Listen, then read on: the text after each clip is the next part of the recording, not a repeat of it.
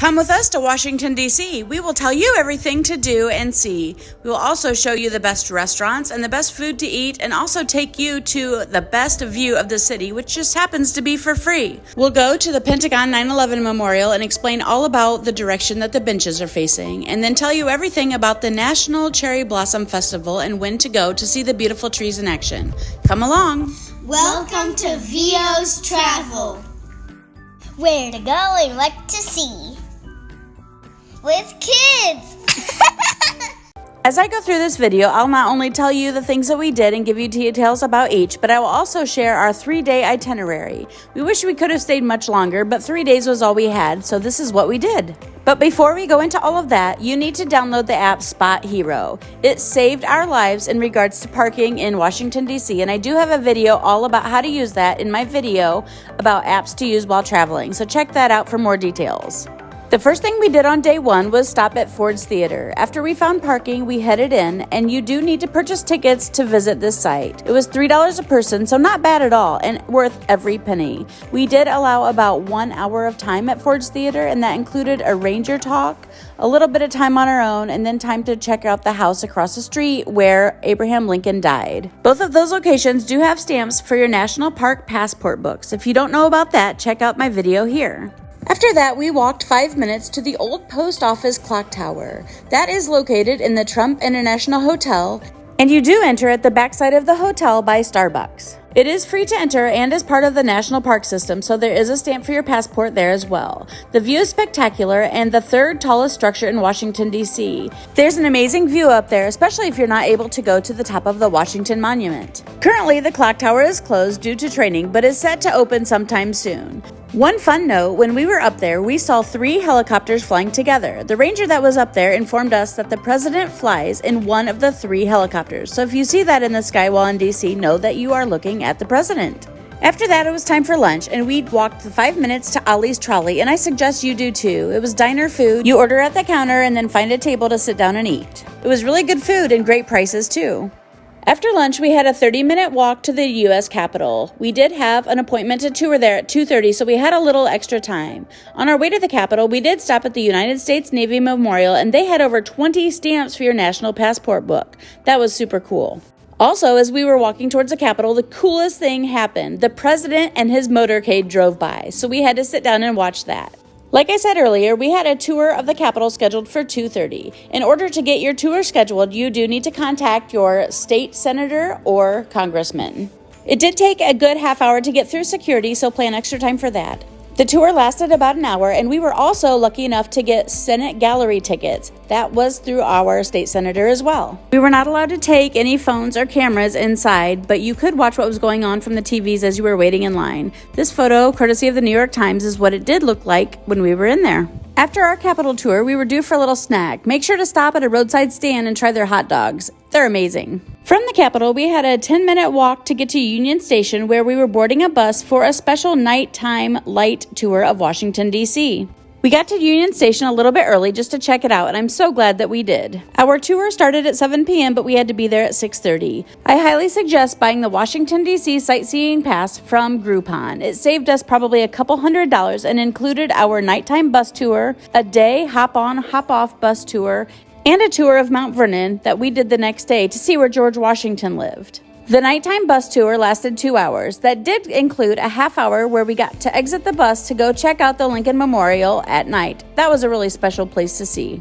Something that we tried to do but were not successful was to get a tour of the White House. In order to request a tour, you need to go through your congressional office. At that point, it gets entered into a lottery, and they will notify you if you have gotten a ticket or not. Day 2 of our trip was attempting to see an oral argument at the U.S. Supreme Court.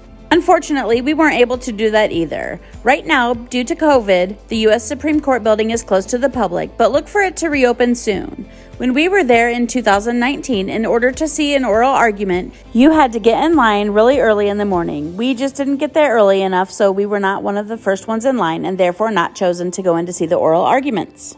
We were able, however, to go inside to see a lecture, a film, and a couple exhibitions while we were there. Keep an eye on supremecourt.gov for information about when it will be reopening and how to get tickets to see an oral argument.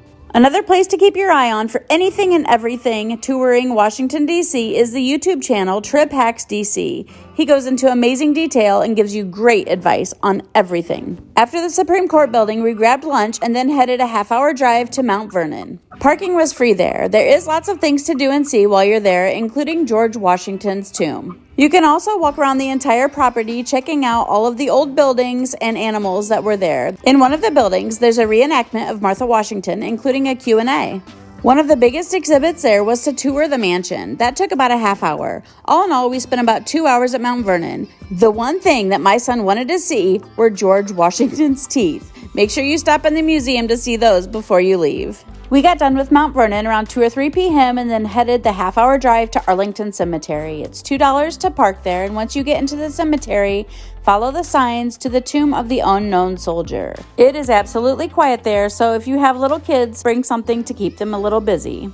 There is a stamp in the gift shop for your passport to your national parks if you've got one of those books. When we were done walking around Arlington Cemetery, we drove 10 minutes to Rocklands BBQ. It was delicious. Their food was amazing and the selection of sauces was outstanding. After dinner and around sunset time, we headed over to see the Pentagon Memorial. I highly suggest you go at that time because it's really neat to see the benches all lit up. For parking, you'll head to 880 Army-Navy Drive. In that parking lot, you will follow signs to an underground tunnel that will take you underneath the interstate, following this red dash here. When you come out of the tunnel, you will be in the main Pentagon parking lot. You'll need to take a left, walk around that parking lot to signs where the memorial is located. The 9/11 Pentagon Memorial is very sobering. There is a bench for each victim that was lost on that day, all 184 of them. If the bench is facing the sky, that victim was on the airplane, and if the bench is facing the Pentagon, that victim was located inside at time of impact.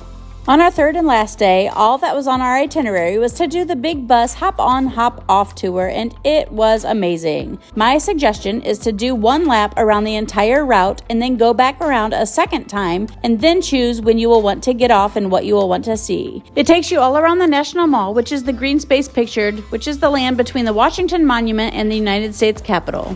It also takes you through Chinatown and past almost all of the Smithsonian museums, galleries, and zoo, which happen to all be free. Just to name some of those museums are the National Museum of African American History, the National Museum of African Art, the National Air and Space Museum, the Smithsonian American Art Museum, the National Museum of American History, the National Museum of the American Indian, the National Museum of Natural History, and the Smithsonian Gardens, just to name a few. The Air and Space Museum was one of our favorites, and just another little tip. Enter each museum on the back side, opposite the mall entrance for the shortest lines.